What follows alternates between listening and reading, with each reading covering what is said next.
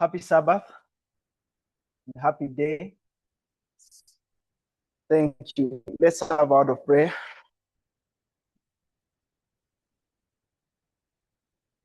Holy God in heaven, we thank you for your goodness and mercies. We thank you for this privilege that you have given us once again to gather here, particularly on this sacred day that you hallowed, sanctified, and you reminded us to keep it holy.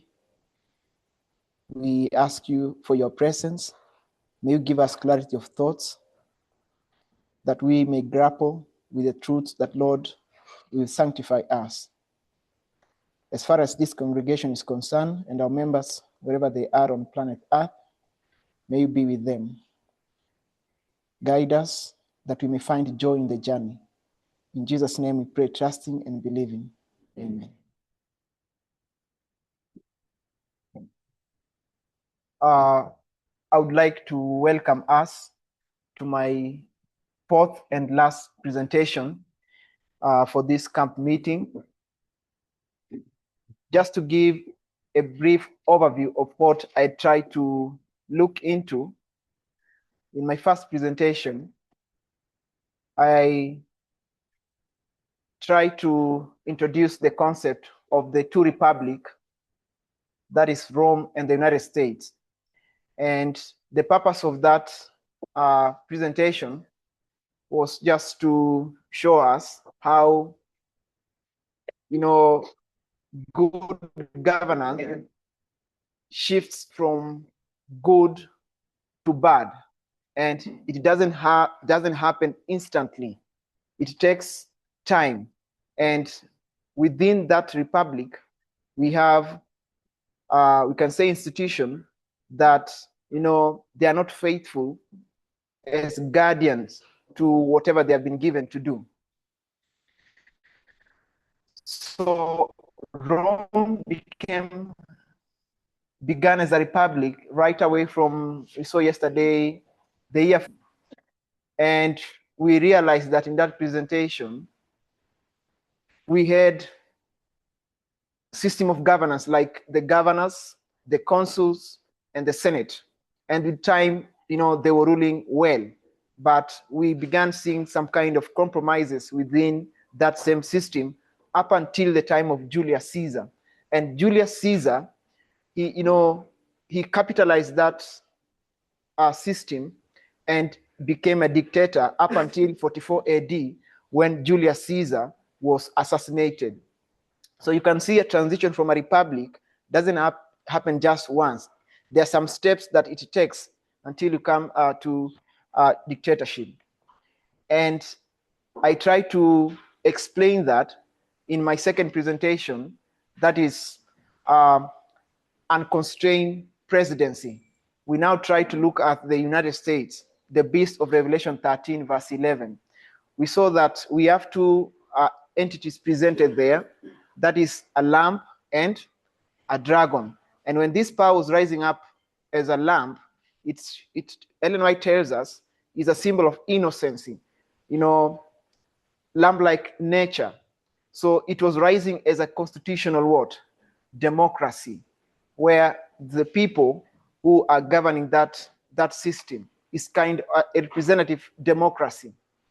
But the Bible introduced another picture which says it spake like what? A dragon. And we ask ourselves, how did that transition look like? So Ellen White will tell us that the speaking of a nation is through what? It's judicial and legislative branch. So we were also in a position to see that even though she points us to the two branches of government, we have prophetic logic to point us to where? To the executive branch, because we saw that the executive branch plays a very integral role in shaping the politics of a country. And we developed models like Daniel 11 verse 2. We went to the history of Germany, World War II, the story of Weimar Republic. We saw how polarization, partisanship, it shifted the rule of law from people governing to a group of people with their ideologies. So, and then I took us to the history after World War II, of course, because someone can still argue that even before World War II, United States was misbehaving back in the 1860s, right? But my focus was in World War II. 1945, we have, organizations which Elder Emma tried to tell us this morning, especially in the administration of FDR, Franklin D. Roosevelt. He began putting some policies in place that will prevent future wars from arising.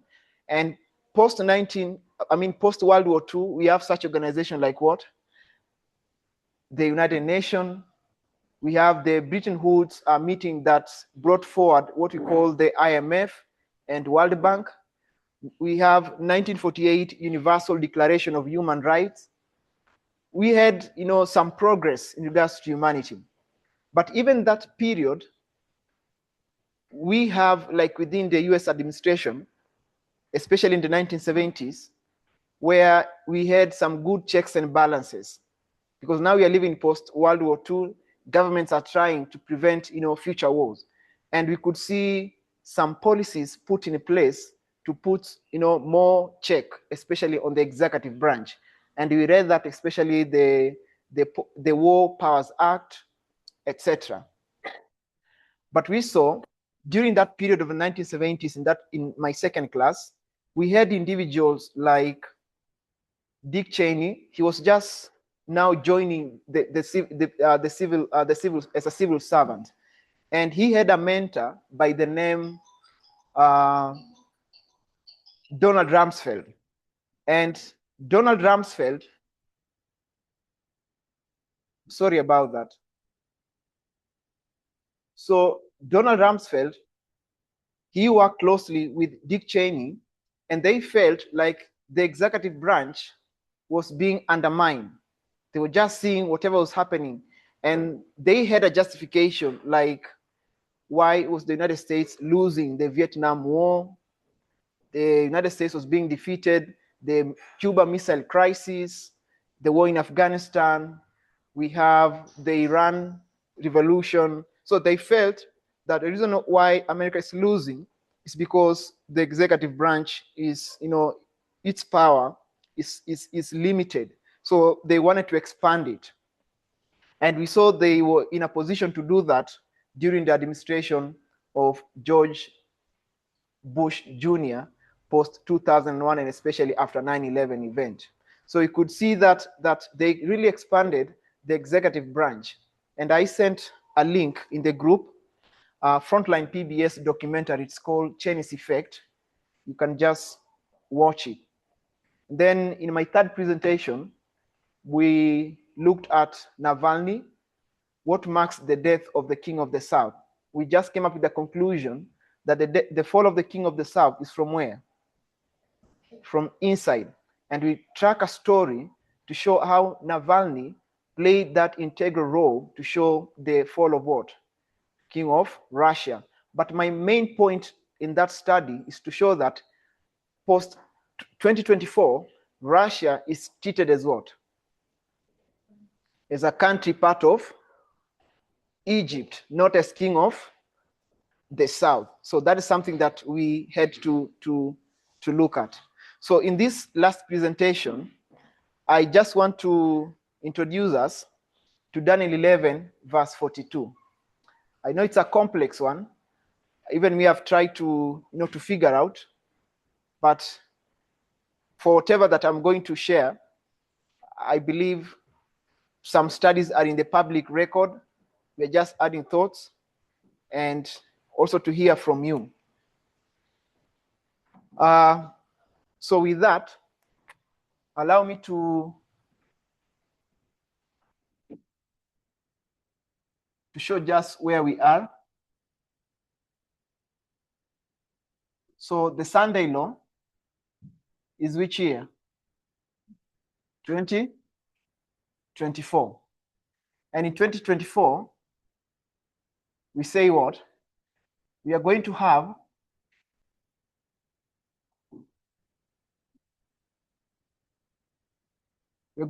an increase of knowledge.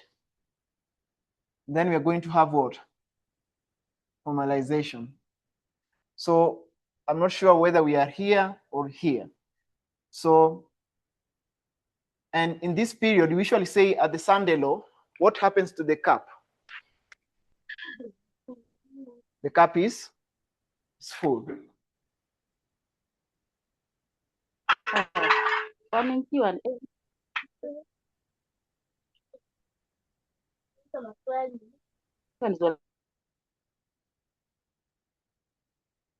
So our expectation of the nature of the Sunday law, I believe, has shifted. We had a discussion here when one of the teachers was here giving arguments. And I'm saying this is the end of which verse in Daniel 11 verse in Daniel chapter 11? Yes? 40? Yeah, we can mark 40 and then the beginning of 41 just onward because just rapid events, right? Yeah. So for you to understand verse 42, we need to understand verse 11. Do we think at this stage, if we have watched Elder Tessa's presentation, Vesper's classes, do you think she was dealing so much with Daniel 11 verse 41? Yes? Just giving us a concept of Daniel 11 verse 41. I think so. I think it's yes, right? So I would like us to, because we are dealing with, you can just read Daniel 11 verse 42. It says, he shall stretch forth his hand also upon the countries, and the land of Egypt shall not escape. Now, if we use Miller's rule, it behooves us to consider the usage of words here. So when the Bible says also, what is a synonymous term to also? In addition. So if something says in addition, it had done something before, right? So in addition to have taken something, it will also take what? Egypt, right? And what does it mean to he shall stretch forth his hand? What does it mean to stretch forth? Yeah. So if someone has the Hebrew concordance, my sword Bible, you can just see the word stretch forth. He shall stretch forth.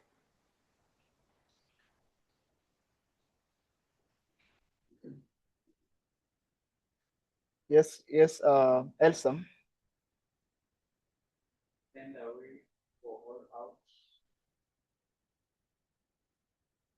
Brief castaway conduct stretch forth. So To let go, right? So stretch forth, for example, you have something in your hand, right? Then what are you doing with that thing? You let it go somewhere, right? So which means before we do that, we have this concept of the cheap application, right? We have the pagan Rome.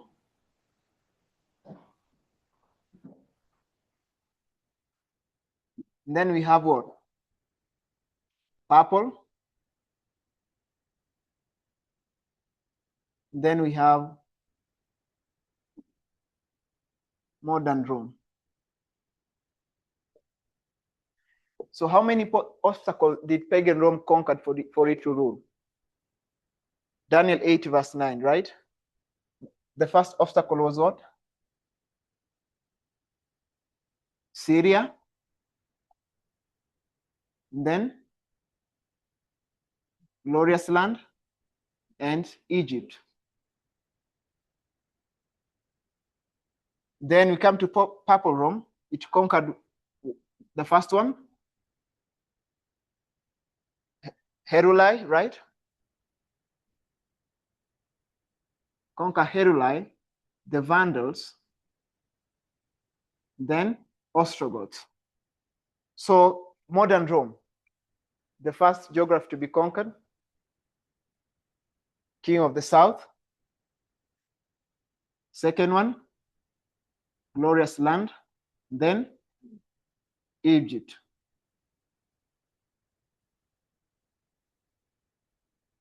And we can also use the rule of, okay,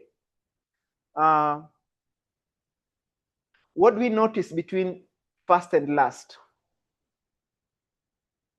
Yeah? Can you see some similarities here? So we have Egypt, then glorious land, right? And there's this rule of about local to spiritual or local to worldwide, right? So which, if you're going to take this one as literal, you're going to take this one as what? The spiritual, or we're going to treat them as the modern king of the south. What is our glorious land today? What is Egypt today, right? And you realize that when the second entity was conquered, there's always been what inside? A civil war, right? There's a civil war in Palestine. When Pompey entered there, he found two factions warring. Who are they? Aristobulus and Hyrcanus, the high priest, right? They were fighting, and then Pompey took advantage of their polarization and they conquered Palestine. The same thing with Vandal. There were just two factions warring inside. So in the United States, can we see that polarization, that division between who and who? The left and the right. And the modern king of the north, when it comes to its ideology, it takes advantage of that breeding ground of polarization. So today, I want us just to look at this one. And as we look at this study, it's good at least we have the concept that I had introduced in the first, second, and third presentation, because they will just be related. Now, we have read Daniel 11 verse 42. From verse 41 here onwards, things will just be what? Rapid, up until you come to the close of probation. So we are going to have an increase of knowledge and formalization. I know the increase of knowledge, some are identifying June 22nd, when United States, through unilateral behavior, by putting congressional authorization, they bombed Iranian nuclear facility. And on my side, I think the 2025 national security strategy, it also plays an integral role in understanding how the Seventh Kingdom is taking control of the third entity. So we can safely say, here's the end of the sixth, and here's the beginning of what? And the seventh. So when we get to Daniel, the book of Revelation, chapter 12, and chapter 13, and chapter 17, what do we notice in those three chapters? So we look at Revelation 12, 13, and 17. RISPA. We are not going to do a study of it. I believe that we have read. So what do you get from this chapter? Revelation 13, 12, 13, and 17. Yes? Same story. Like, what makes you to believe the same story? Give like an entity.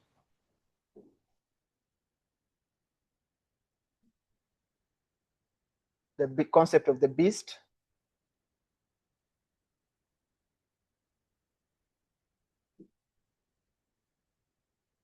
So this beast, what you're trying to say is the same. It describes this one. This chapter describes the same beast.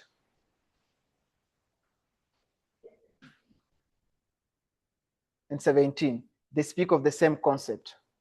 Good. Because if you go to this chapter, you'll have this concept, or you can say it speak of the same head, right? Like we have the concept of the 1260, Here you can see it. You can also see Revelation 13, especially the first beast. You can see the concept of what? 1260 and even 17, the wilderness. So it's like a repeat and enlarge of each other. Now, because of the wide coverage I'm going to discuss, I'm just going to give a small bit like summary, because I know we have watched a lot of presentations, so I'm not going to repeat myself. So in Revelation 17, which is just a repetition of this one, beast, when you go to Revelation 17, verse 1, it begins like John, he sees an angel with what? 7 vials, right? And he's going to be told these 7 vials is a judgment to what? The woman, okay? So when John is having the 7 vials, where is John standing? Yes? When you have 7 vials, where are you taken to? The 7 vials is 7 what? Plagues, right? Is it plagues or Revelation 16, right? So where do you usually mark it? At the COP, right? But before he's shown the judgment, John is going to be taken somewhere. He's taken back, right? He's going to be taken to the history of 1798, okay? And he's going to be shown a woman sitting where? On a scarlet beast. And that beast had how many heads? 7 heads. Now, using William Miller's rule, do you think the 7 heads meets a criteria of an animal in simple nature? Do you have an animal with 7 heads? It doesn't. So that beast has how many heads? Simple nature. It has one head. Now, if Miller will tell you, if that figure violates the simple rules of nature, you have to do what? You have to figure out what's the meaning of those symbols. So the beast of Revelation 17, I'm saying it has how many heads? 1. But the reason why we have 7 heads, there's a meaning, there's a story that John wants to tell us, isn't it? And that's the reason why we will introduce this concept called what? Panoramic and dispensation.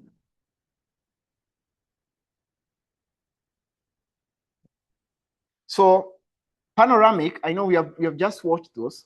If you have point A and we have what?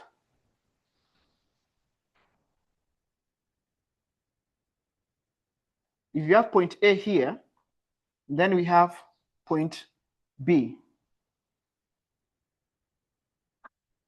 And then we have this beast here. When you introduce the word panoramic, what does panoramic means? Let me say you are in a city, you are just walking. Are you in a position to see everything in that city where you're standing? What will give you a position to see a wider picture? You introduce what? A tower, right? So if you have a tower and you climb that tower, do you think it will give you a wider coverage? So it will give you a wider coverage to see everything where? In that city. So the word panoramic is just like a wider coverage of something. But if you want now to focus maybe of something in that city, what you will have to do? To come down, and then you go to a specific place where you want to go. Is that true? So Revelation 17, because it violates the simple laws of nature, what it does, what John is giving us by introducing 7 heads, is giving us what? A wider coverage. Is that okay? So if it gives us the life of this beast from point A to B, by telling you that it has been transitioning how many times? 7 times, okay? Now in verse 3, is going to tell us about who? The woman, right? But where is John now going to tell you about that head of that beast? That this beast, number 5, is taking place in which period? Someone say 538 up to let's say 1798. So what is John doing? He's introducing what? Time. He's being time sensitive. He's now focusing on one thing. So you see, it's combining both a panoramic view and a dispensational what? View, all right? And I think a basic logic that you can give ourselves is our reform line. So this is like progression, okay? How this beast has been progressing. But because John doesn't want to, give you a bulk of information, he just wants to, to give you bit by bit. So he's going to focus on this story of beast. Which head? Head number what? 5. So this beast here. I don't know how it looks like. So that's what we call a dispensation.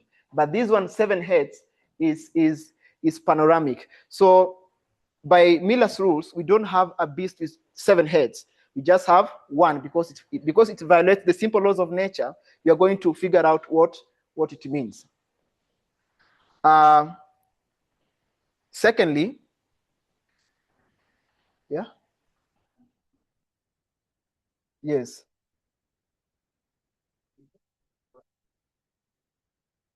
Here, I read Uriah Smith is saying Syria. So Elsam is asking, this one, is it Syria or Assyria? Or what could be the difference?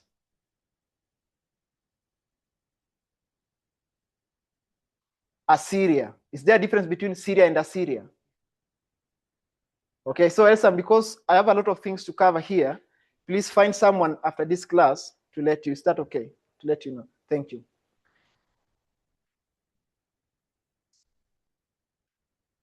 Okay, so number 7, this beast number 7 equals to what? Which head? Yes? We don't have beast number 8. Jonas told you we have how many? 7. Number 8 is just what? A symbol of resurrection, right? For example, we can say resurrection from 2016 to 2024 is how many years? 2016 to 2024 is how many years? 8 years, right? So 2016, you have to see something at resurrection. We have a woman is vying for the presidency, but you reject her. So when you come to 2024, will you accept her? Yes? You reject her again because you are not ready for a woman president. Executive branch was conquered in 2016 based on the Battle of what? Ipsas. So when you come to 2024, the executive branch also need to be what? To be conquered. And that's why we were introduced to this subject. So we don't have number 8. 8 is just a symbol of resurrection. So number 7 is a symbol of what? What? 5. Okay. The 5th. And from here, when you have number 7, if you want to understand this one, you have to go where? The 5th. Based on the testimony of 1 Corinthians chapter 15, you die what? In dishonor, you rise what? In honor. But let me ask you, do you think when something resurrects, you are in a position to figure it out well? So let me give a 2 example case study of Christ.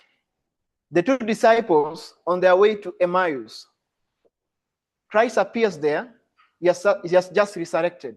Do you think the 2 disciples, took just some 5 seconds to recognize Christ.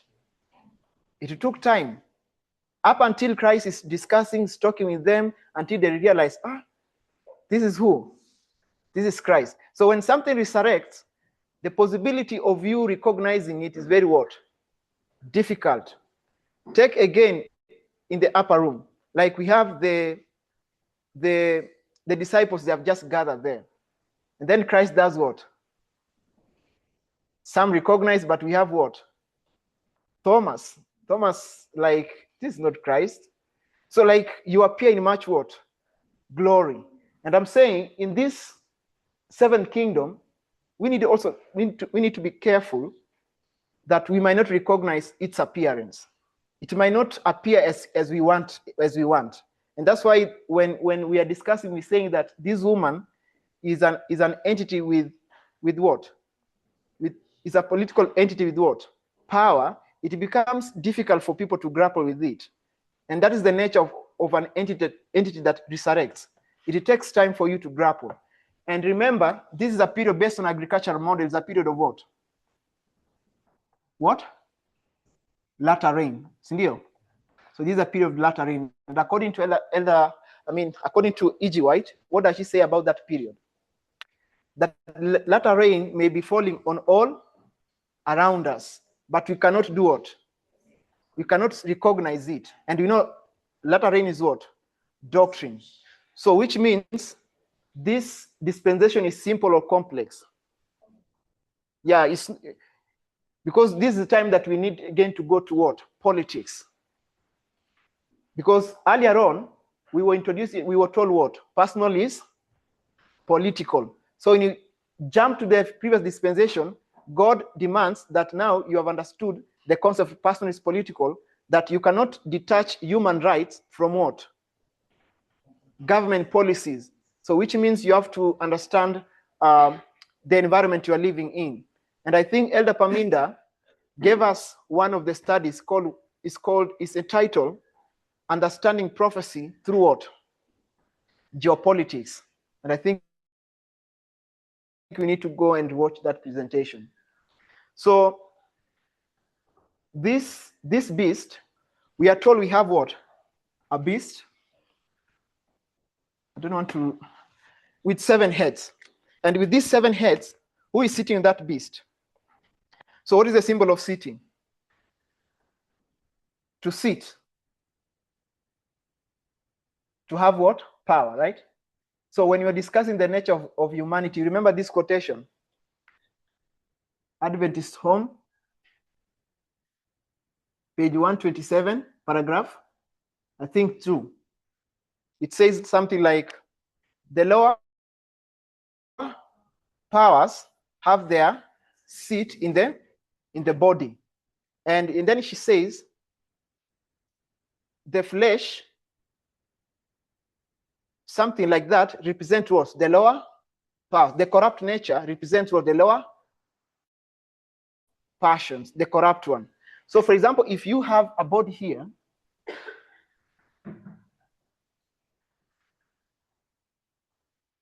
and then you have your heart, this is just a symbol of So, and then here we have the chair. So in the throne, in your heart, I'm not taking this just as a literal heart. This is like the higher powers over the lower powers.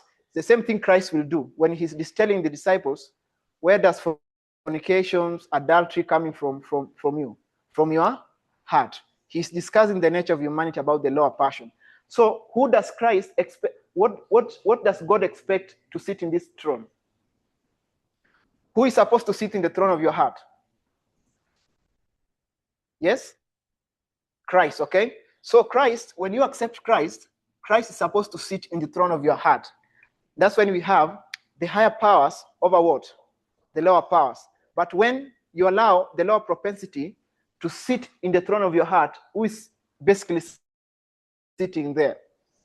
It's Satan, okay? So when we come to Revelation 17 and we are told the beast, the woman sit, what is it saying? It's controlling, all right? So it's controlling this beast, this head, with whatever the woman has, okay? So with the Revelation 17, we are going to have the woman.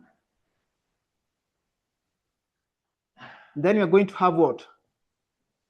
The head. Let me just focus with that woman and head. So with the Sunday law speakers, what are they identifying the woman to be?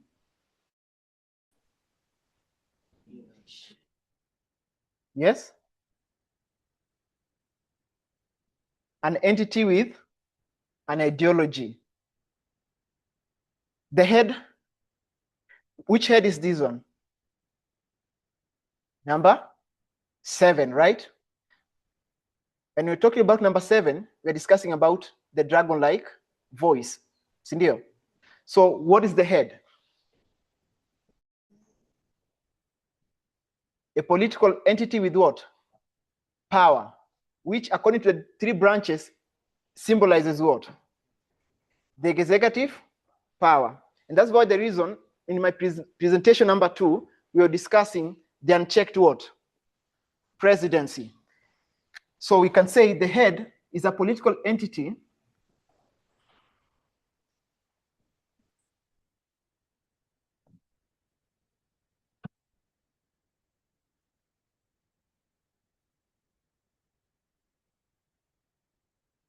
so we say this one is what? Executive branch. So we don't just say like it's just Trump, but we take it as a political entity with power. Because remember, the 7th kingdom is just a restoration of the 5th. And you don't expect it to rise just as the 5th was. Remember what happened? Because majority were believing maybe, okay, this is the United States, and who is coming to control the United States? The papacy, right? But what did we say about the papacy in 1999? He was betrayed. His sovereignty was hijacked by who? By the papacy. And what offer us that logic? The Third Adoki War, where we saw Antigonus betraying Python and Seleucus. So what about the woman?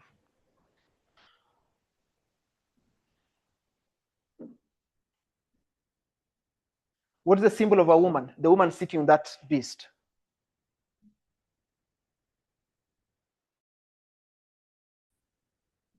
What is a woman? Is an entity with what? Ideology. So what is that entity? Okay, what is an ideology? Yes? Culture, or you can put it as what? Sabina, what is the ideology? MAGA, right? Which MAGA also is, is clothed with what? Culture. So who is the face of this culture? Trump.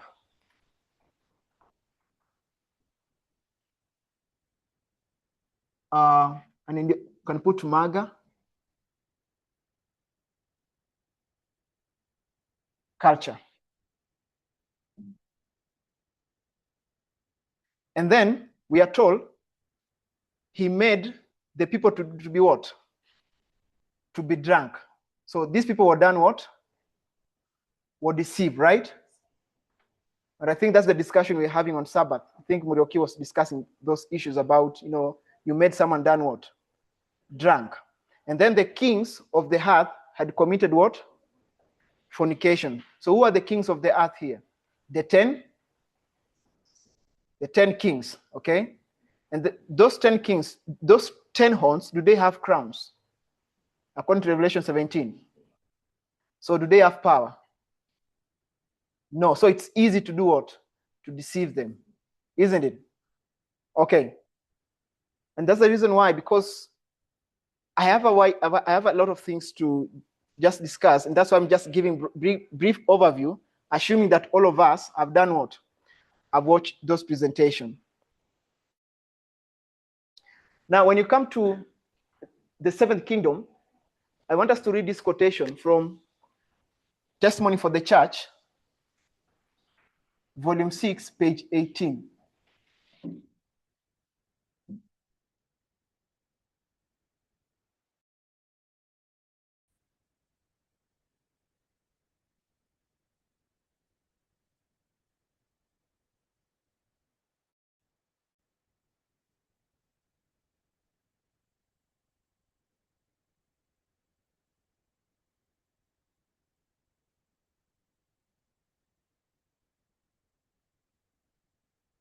Paragraph 2.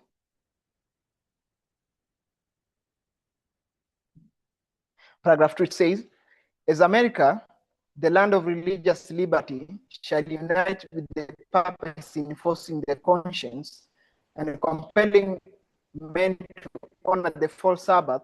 The people are not have awake to do all in their power with the facilities within their reach to extend the message of warning. Now, you have to dissect that quotation based on our dispensation and how we understand the nature of the Sunday law. So she says, as America, the land of religious liberty shall enact what? A Sunday law. Other nations shall follow what? The same example. And that's why I ask us in Daniel verse 42, to stretch forth means what? To let go, okay? So if this woman is controlling this beast, which means he has an ideology, which after capturing the glorious land, he will let it go where? To Egypt, okay? That same ideology will go back to Egypt. And I think there's a quotation Elder Emma read today from Council on Foreign Relations by Michael Froman, that America is, it's exporting its champion ideology.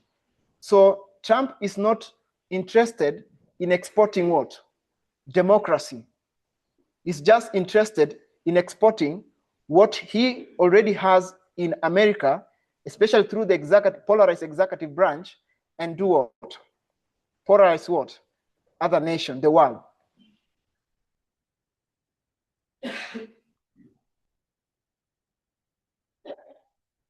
I think I need to read that quotation.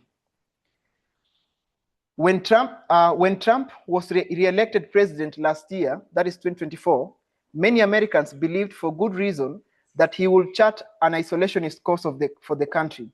But one of the biggest foreign policy surprises of 2025 might well be that 1 year into his term, Trump has not only eschewed isolationism, but established a new brand of American internationalism with what? Trumpian characteristics. That is Michael Froman, President, Council on Foreign Relations, December 19, 2025. So what Trump is doing, he's selling what? The Trumpian ideology. America first.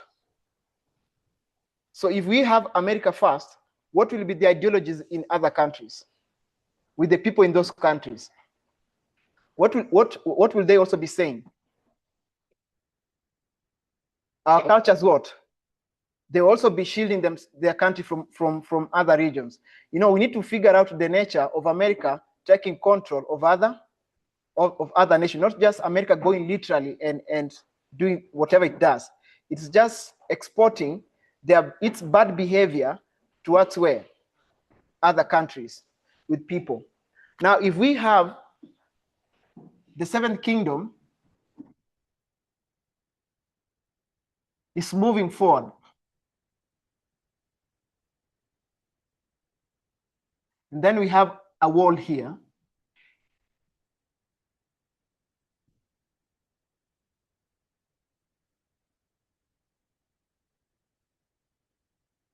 So this seventh kingdom, and then this one is the United States. This woman and the head, what did they capture in their respective country?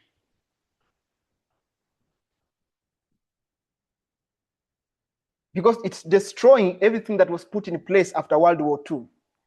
And especially, it has polarized what? The executive branch, it has become unchecked. It has captured the institution. For example, dismantling all that was put in place by the framers of the Constitution, the checks and balances. So it's destroying all the institution first. For it to move forward, first it has to destroy what? The institution that the framers they had put in place. Now, when it's moving forward to Egypt, the world, what must it do first? In the world, do we think we have an organized system? Yes? Do we have an organized system? Okay, one of them, I think Elder Emma mentioned some of them here. We have, so this wall, I'm putting it as the United Nations. Number two, can you put European Union here?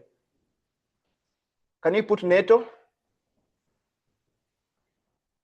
What else can we add?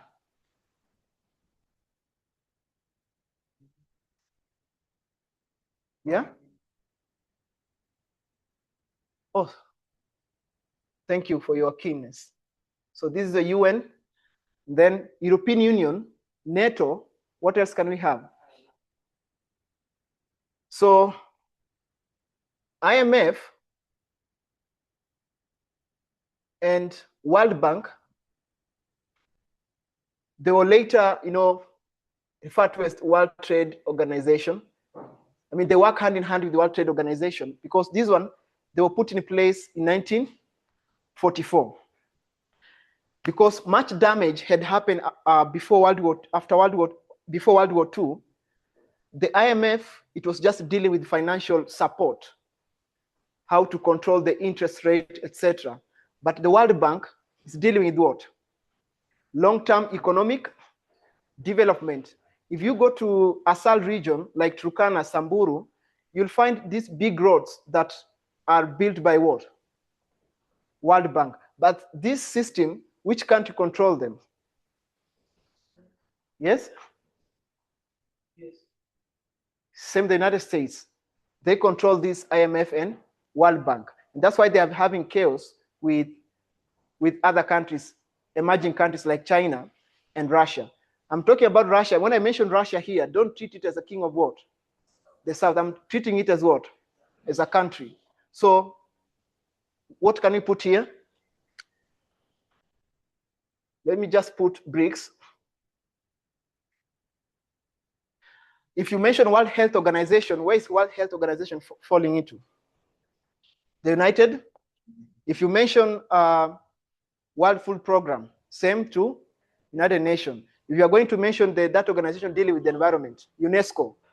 Is UNESCO dealing with the environment? UNEP, oh, it's UNEP. Here, UNESCO is dealing with what? Security?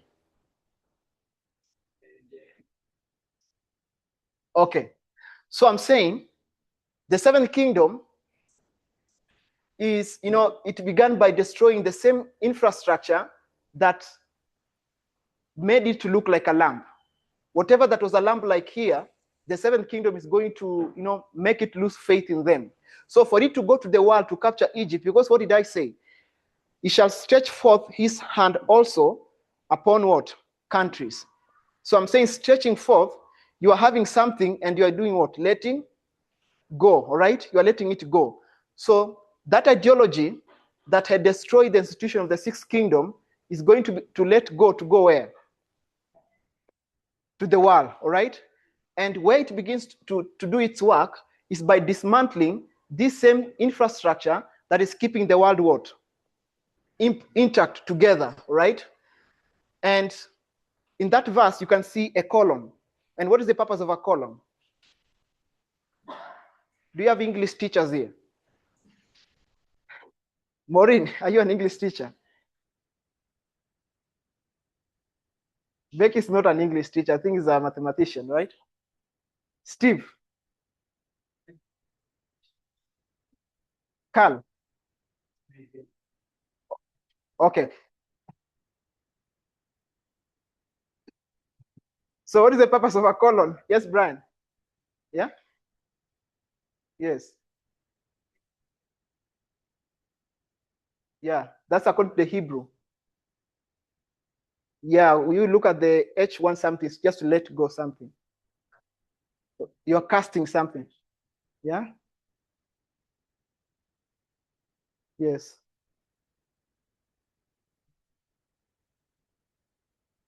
To do what?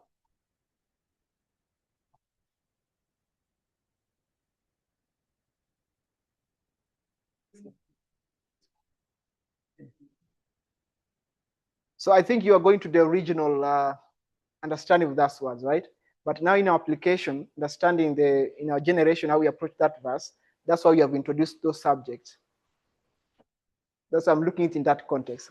So a colon It's just to do what? Is it a repeat and enlarge of the previous part? To add in more information. So if a country, what will it symbolize in that the other part? Those country. Is it Egypt? Yes? I know literally the pioneers will explain differently. But if you look at that, what is the Egypt represented in the previous part? All right. So what you're saying, if the United States is to take the world, Egypt, throughout this period, what has it to do? To destroy this same system that have been put what? In place. By letting the MAGA ideology or the Trumpian belief to take control of this other what? Institution. And he'll be attacking them independently. For example, the UN, yes, attack the UN. For example, WHO, what has it done? Withdrawing what? Funding. You know, America is the biggest funder of those organizations. So when you withdrew funding, what are you doing? You are crippling the scientific research, right? Because WHO do a lot of research in regard to diseases, malnutrition. It funds a lot, right? Start okay? So when you pull funding, you're really putting people in big trouble. And first, he began at home. What did he do at home? With the executive, whom did he appoint as the cabinet for health issue? Yeah. Yes, RF Kennedy Jr. Is he an expert in medicine? Yes, Joy? It's a conspiracy theory. So you can see what Trump is doing. First, he begins by destroying, through his Trumpian ideology, destroying his own institution before he goes outside. So you are stacking your loyalists within your circle. And RFJ Kennedy, he's not an expertise in vaccine. But you can see him saying vaccines are bad, etc. So do you expect that person to tell the president, let us fund WHO? No, you can't do that. So that's the same thing he has to do in that institution. So the seventh kingdom, it says, and he caused fire to come down from where? From heaven. And it did what? So how do you approach that verse today? So why is John borrowing that language? The story of Elijah and Jezebel. So John is saying, let's go back to the story of Ahab and Jezebel. So who was in a position to bring down fire? It is who? Elijah. It is a token of appreciation for his work to God. Now, in this dispensation, who is in a position to bring fire? The dragon. So this dragon is bringing down fire. What is he saying? It's counterfeiting what? The lamp. Okay? So when he's selling out this ideology, he's saying, I'm what? I'm the lamp. But in reality, if you're not careful, he is not the lamp. A case study of the wars we'll discuss that one. So this one, for it to be successful, it has to come in a very deceptive manner. It comes like what? A lamp. Whatever he's saying, it doesn't materialize. It's just opposite to what the lamp was doing. For example, it's going to dismantle USID, which was formed in 1961 as a tool of soft power. And what is the argument of that?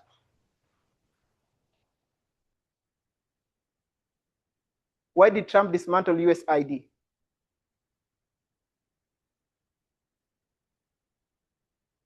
It's through conspiracies. And what is the conspiracies? Brian, why do you think the Trump administration dismantled the United States International Development Agency? USID. Yes. This one. Yeah, why?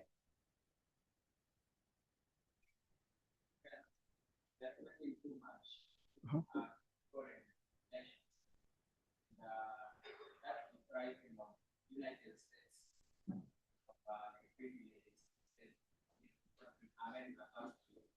you think that is true? Do you think that's true? Why do you think it's not true?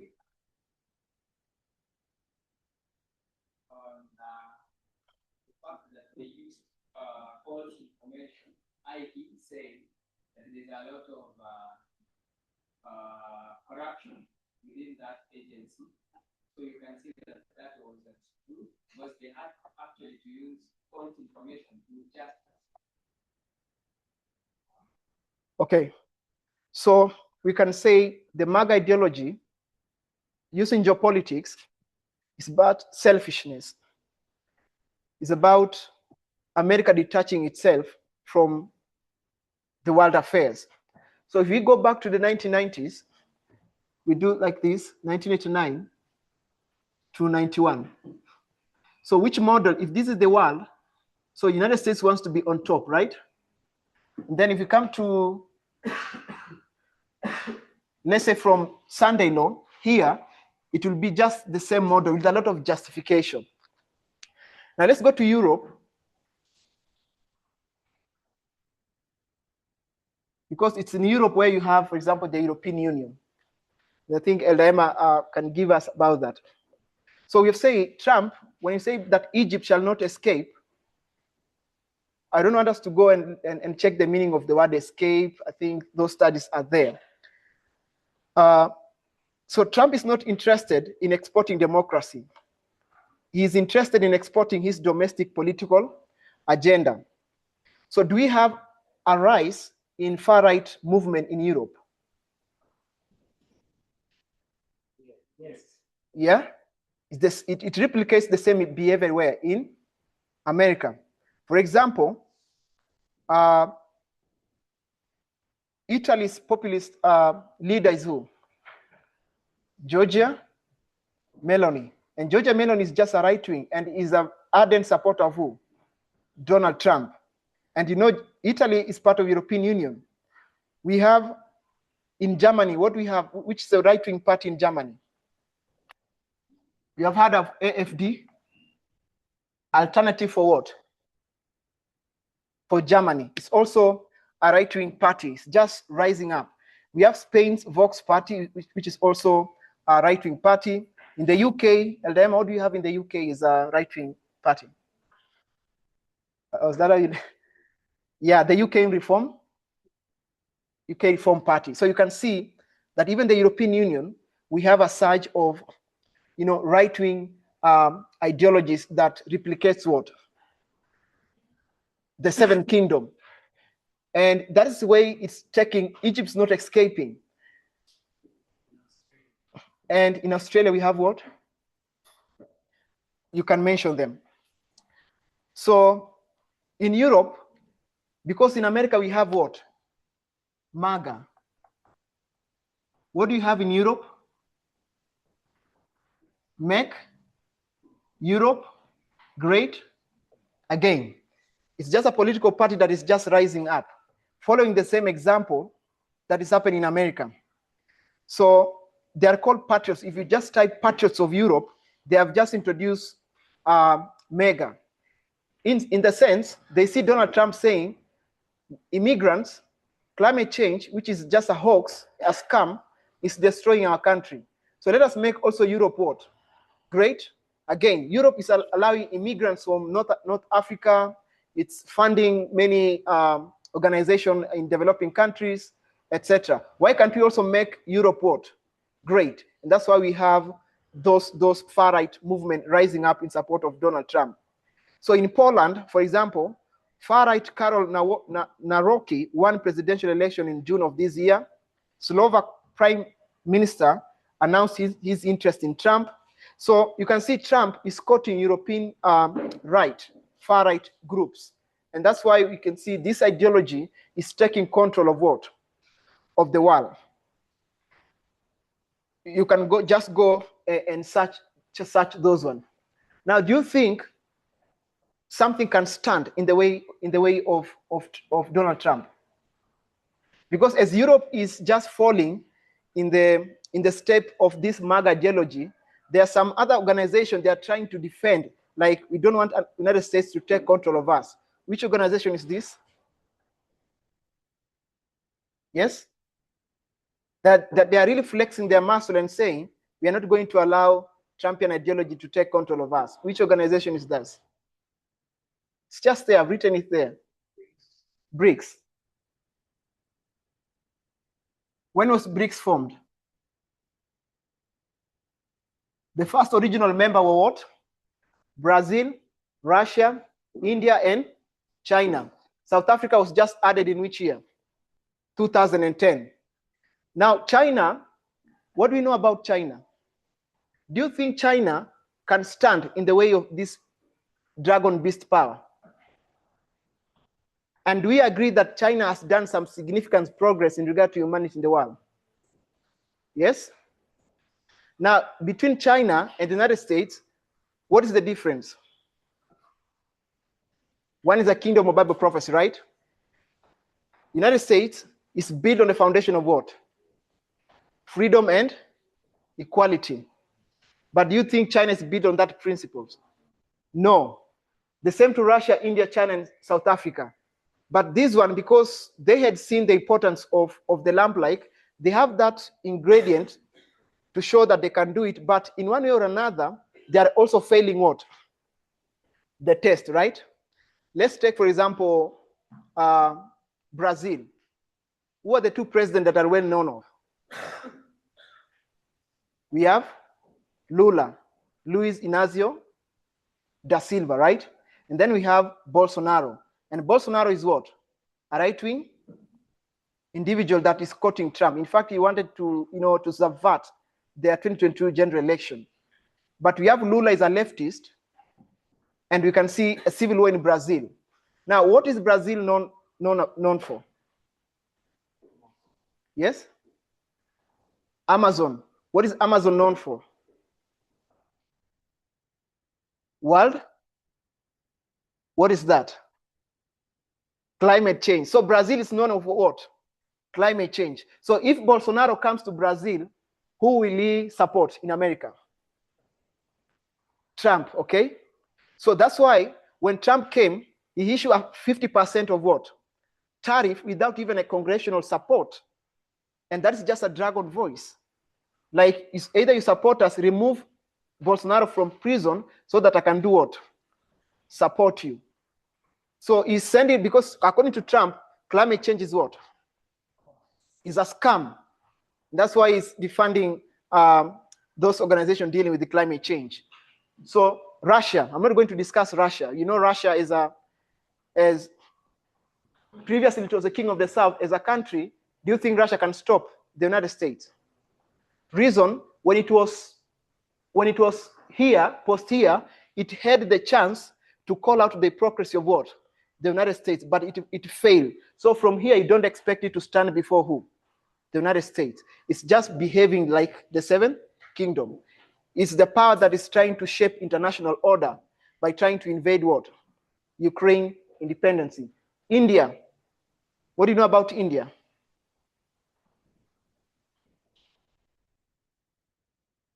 India is the largest democracy, right? In the world. That's millions of people, largest population in the world. Is India a good subject of prophecy? Yes? Is India subject of prophecy? No, yes. Go to 1798. Napoleon. Who was his mortal enemy? Britain, right? Supported by who? India. And for Napoleon to conquer Britain, he had to go where? Egypt. Reason? Britain was passing over what? The Mediterranean Sea, all the way to where? India. So India played an integral role in shaping geopolitics of the 1700s. You come to a time, the first Sunday law, when was it? 2014. Who do we mark as rising in 2014? Modi. So when you come to up to 2024, we have to see India as a subject of what? As part of geopolitics. Now, when you look at India, for example, it has its backyard. Just want to read something. Just to give a summary, India has a lot of influence. And the problem in India is not in a position to stop America what it's doing, because at the end of the day, Narendra Modi is a friend of who? Trump. But when you look at India backyard, countries like Bangladesh, like Nepal in 2020, this month, they stormed their institution, and its prime minister, he has just been jailed for 15 years some weeks ago. Let's go to Bangladesh. What happened to Bangladesh with Sheikh Hasina, that woman? She was toppled. But you ask yourself, why are those countries surrounded by India behaving like that? It's because India is supporting those bad leaders in those countries. And when those protests were happening, what were the students chanting? We want India out. We don't want India to interfere with what? Our domestic politics. So you can see even India, even though it's the largest big democracy, it has problems. Leave alone how it treats women there in India. Very horrible. Who is this? China. So China is known for what? Let's go to 1949 up to 1976. Then we introduced 1989. So 1949, what happened in 1949? Mao revolution, Sindio? Mao Zedong, Mao revolution. What was Mao doing? That revolution was very oppressive in terms of humanity. It had developed classes where, RISPA, if you stay there in the village where there's a lot of material, your work is to produce those materials there and export them where? To the city, where there is industrial, revolution there. So it developed classes where we have the rich there. Their work is just to stay in the city. All of you others, especially majority of them, they were to stay where? Where production was done. You get the material, bring them to the city and remain there. Who do you think were living in a very luxurious life? Those were where? In the city, because all material was there. So the people who were suffering a lot were the ones staying where? In the village, in the outskirts of the town. So all this evolution, it brought a lot of suffering. Up until 1976, Mao Zedong passed on. And when he died, he was succeeded by two individuals called Deng Xiaoping and an individual called Hu Yaobang. So Hu Yaobang, live along Mr. Deng, Hu Yaobang brought a lot of reform. He said, let's dismantle whatever was happening here. And it brought relief to the people. And as we went forward, this man, Hu Yaobang, died in the month of June 4th of 1989. And when he died, students from the universities said, okay, this person has been liberating us. We want, if he has passed the Chinese Communist Party, we want you to continue with his what? Reform. So they took to the street to protest and ask, like, we want you to continue with the policies of this man, Hu Yaobang. Did the Chinese Communist Party listen to the students? No. The students took to the street to protest what was later known as what? Tiananmen what? Square massacre. So you go to 1989, go to Frontline PBS, there's this documentary called The Tank Man. You can see what was happening. I mean, many students were butchered. And since then, China was afraid because they were seeing what was happening where? In other communist republics, especially what? Russia. It fell from the inside. So it feared that one. And from 1999 to the present, it has what we call single one rule, Chinese Communist Party, no any other party. So do you think it will be in a position to stand in the way of the seventh kingdom? It will not be in a position. And China, I don't want to say that it has not like helped a lot, but its policy, see what it's doing in Tanzania. There is a protest in Tanzania. Who is actually educating the Tanzanian politician? It's China. China has established a political school in Arusha. And all the CCM, because the CCM, how many parties do we have in Tanzania? We have 2, but Chadema doesn't work. It's only CCM. And CCM alone, just like we have the Chinese Communist Party together. So China, even though it's claimed to do a lot of things, it's just behaving badly. South Africa. Let's now come to a continent. What about South Africa? What is South Africa known for? It's a big industrial what? Economy in Africa, followed by which country? No. Yes? Which is the populous nation in Africa? Nigeria. So Nigeria and South Africa has some good influence. That's why when you look at G20, you can also bring G20 here, where we have a group of big economies. And the European Union is here in the G20. And in 2024, I think African Union was added to this bloc. But previously, before the AU was added, it's only South Africa, which was a member of what? G20. Now, do you think South Africa and America have good relation? Why? Because we go back to May 2025, you can see, I call what? Cyril Ramaphosa having, back and forth in the Oval Office. And what is Trump telling Ramaphosa? That you are mistreating who? The whites in South Africa. But leave that alone. Let's go to the apartheid regime. Who was supporting the apartheid in South Africa? America, right? Why was America supporting them? To counter the influence of what? Communism, okay? And now who was supporting South Africa? China, Cuba, and Russia. That's why today, if you do something wrong to us, China or Cuba or Russia, South Africa will just, condemn them. They will be in support.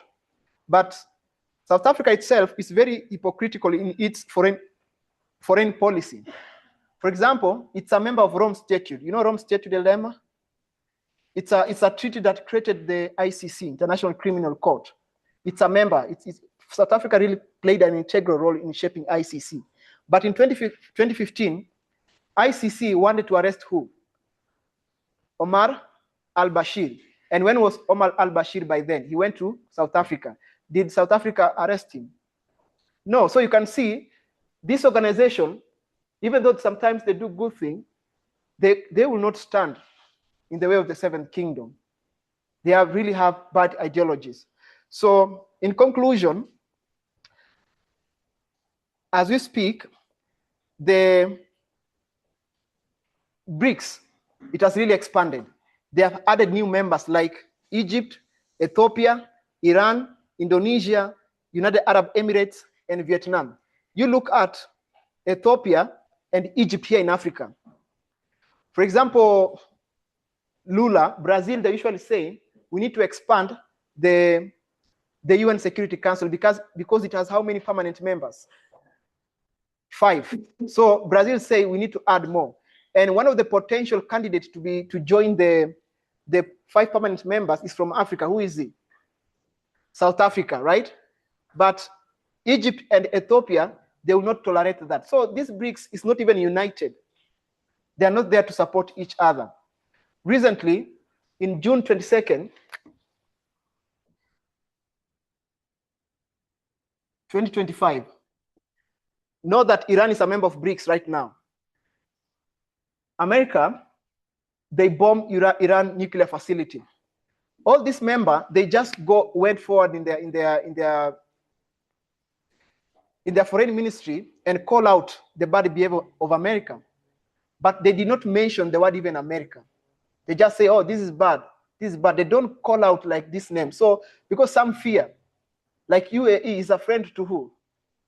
America. Under Trump administration, they work together, especially in the Middle East, to counter Hamas. So you can see even the members themselves, they're not united.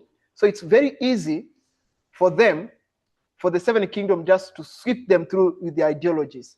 So in reality, all these organizations have loopholes that the Seven Kingdom with its MAGA ideology, especially the executive branch, through those culture, it's much easy to dismantle this organization. Right now, the world is very unstable.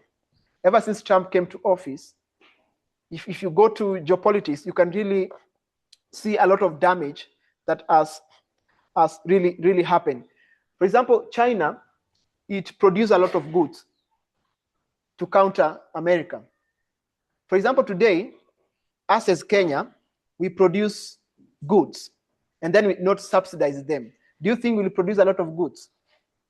You know, subsidies, they're just small tokens that they give to manufacturers to enable them produce more, right? That's what we call subsidized products. But now some countries like South Africa, they don't give much subsidies, but China gives. So what happened, China has to, because of subsidies, their manufacturing company, they produce a lot, and then they end up dumping. So these other countries are saying, no, you China, why are you subsidizing a lot of products until you want to kill our industry? And saying so, they all lean towards where?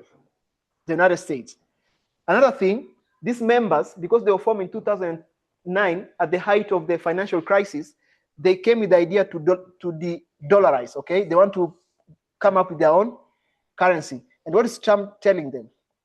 You try and see, because Trump wants the dollar to dominate. So it's very difficult in this dispensation as Egypt is being conquered through ideology, not just literally, but ideologies that defines what? The MAGA movement that began where? In America, right? So I understand there's a lot of things that I'm just leaving, and because I want to stop there. What is the time? Yeah? I'm past time.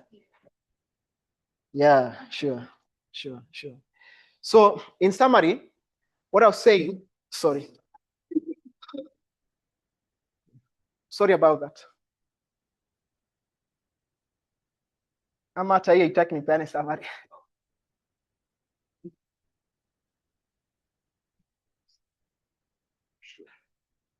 Yeah, just leave it like that. So in summary, what I was saying, we are living this dispensation where Egypt is being conquered. And the conquering of this Egypt is, you know, this woman, we can say, is just MAGA culture. And then the way the executive branch was conquered in America is the same thing. These institutions that put the world in order, in place, they are going to be affected by the same MAGA ideology. We have seen in Europe, where we have MEGA, Make Europe Great Again, the same ideology. So this seventh kingdom, what it's doing from 2024 to close of probation is just exporting its MAGA ideologies. And I don't think there's any entity which will stand before it. IMF, World Bank, still controlled by the same institution. NATO, America is pulling a lot of funding behind, etc., etc. But what I just wanted to add, June 22nd, 2025, I think it was connected in my second presentation about unchecked presidency, which I think when someone said that this one can be marked as an increase of knowledge, I thought the same thing as 2025 National Security Strategy. If you read that document I had already sent in the group, Trump has set a motion of how to interact with what? With the world, that is Egypt. It's very transactional.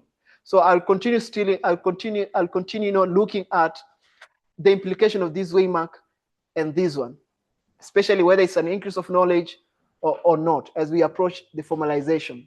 So just want to encourage us that we don't have time. The close of probation is not far. And we need to consider that this dispensation is very complex as we may think. We need to be very vigilant, understand geopolitics, and know that from where I stand, that God's kingdom is already to be ushered in, because there's a lot of things that I did not discuss about Egypt. The punishment, the close of probation, how it looks like, because I know this dispensation is very complex, I may not have direct understanding. So, but what I know, the close of probation, some my friends are saying cannot even take more than 5 years from now. And when you have our members who have already discussed that 2025 is the close of probation, I appreciate those studies, because what that person is telling me is that we are not going to stay here for too long.